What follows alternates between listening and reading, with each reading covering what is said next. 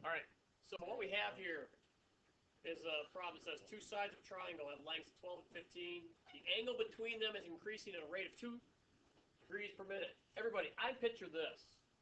This is what I picture. 2 degrees per minute. I'm thinking 90 degrees because it's 12 and 15. I'm thinking 3, 4, 5. And it says that that angle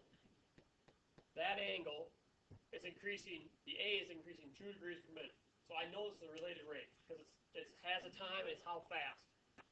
The second part, how fast is the length of the third side? How fast is the length of the third side increasing when the angle is 60? And I immediately realize my black picture is bad because this doesn't look like a 60-degree angle. So what I'm going to do is I'm going to take a second and just redraw it.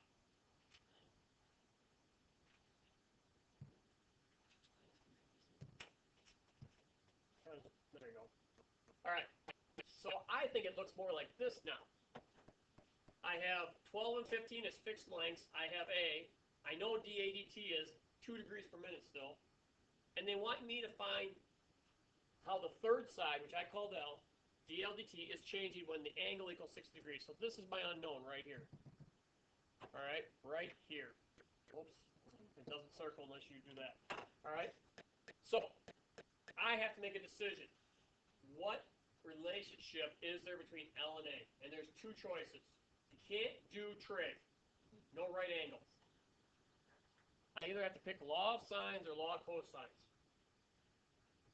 So I look at these two, and I think to myself, well, if A is changing, what do we know about B and C?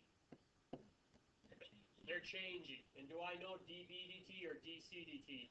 No, we're stuck. So I don't think law of sines makes a good decision because there's too many things happening. That leaves me with law of cosines, which I can then fill in with the variables. You notice I didn't put in A 60 degrees yet, did I? But I can put in the 12 and 15 because at the very beginning it said two sides of triangles have lengths of. They are fixed. These do not change. No. They want to know how fast is the length of the third side increasing when the angle is 60 degrees. It's changing, but they're going to take the snapshot in time at 60. But before we can we're going to put 60 in there, but before I can do that, I got to do what? I have to plug this in and take the derivative with respect to time. So we try law of sines.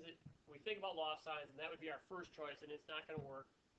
We commit to law of cosines, all right? And we bring that up the board, and we look at this, and this is a pretty easy derivative. Don't be thrown by it. We all know the derivative of L squared. 2L dL dt. What's the derivative of 144? 0. 0. I get all the way over to negative to this term. So I see a coefficient of 30 times 12. 30 times 12, 324. All right, the board's really lagging today. So I'm looking at this third term, and so I take, is it 360? I'm sorry, 15 times 12 times negative 2 is 360. So, and what's the derivative of cosine A? Negative sine A. So it becomes positive 360 sine A, and this is wrong. What do I got to have yet? dA dt. That's the variable we did. All right. I look at this problem, and I think to myself, do I know L at this point? The answer right now is I don't know L at this point. I want to find dL dt. Do I know A at this point? Yeah, it's 60.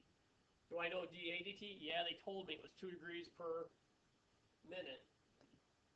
My big problem now is twofold. I'm going to have to calculate L when A is 60. So I can't just plug and chug. And a lot of times lately we've been able to plug and chug at this point, right? So we're going to have to wait, and we're going to have to finish deciding what it is. Now, we have that purple equation right here that says L squared equals 12 squared plus 15 squared, blah, blah, blah, blah. Let's solve it for L when A is 60. So I put in 60 degrees. Cosine of 60 degrees, you guys remember this one? Is 1/2. Right? So I get 144 plus 225 minus 12 times 15, 150 minus 180 equals L squared. All right? So I do have to do the math. I don't know it off the top of my head. A well-prepared professor or teacher would have probably had the number laying in their back pocket. I get 189, which I think I'm right.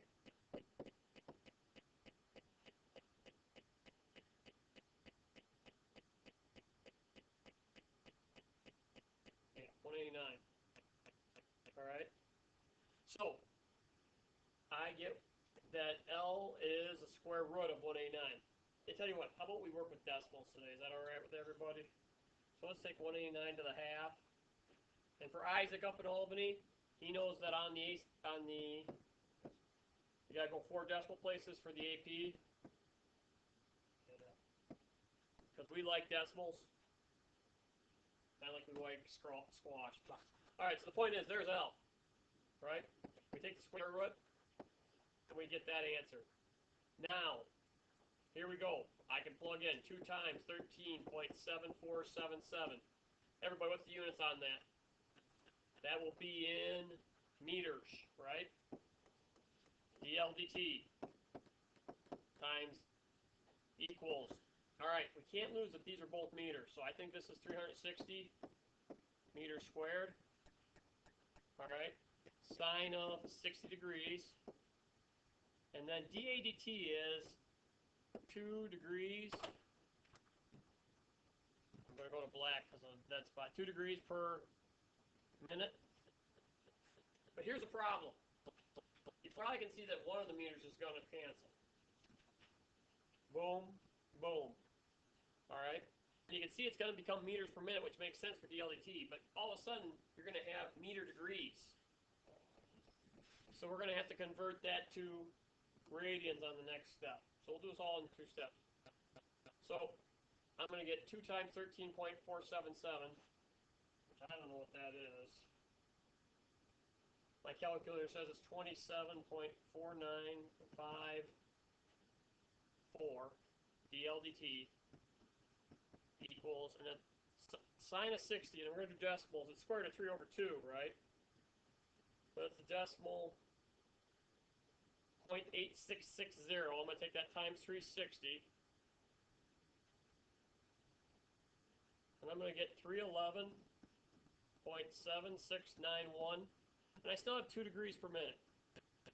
And I'm going to write 180 degrees is equivalent to pi rads. And that's going to cancel my degrees. Boom, boom. So I'm going to take that 311 times 2 times 3.1415927 divided by 180. And I'm going to get 27.4954 dl/dt is equal to 10.8830 meters per minute. All right. So I divide by 27 so I can get the answer. 27.4954. And everybody, dl/dt for this problem is equal to 0.3958 meters per minute when A is equal to 60 degrees. Would this answer be different at 58 degrees? Yes. Would this answer be different at 62 degrees? Yes. It has to be calculated for each position. All right? Calculus is fun. You really should keep practicing.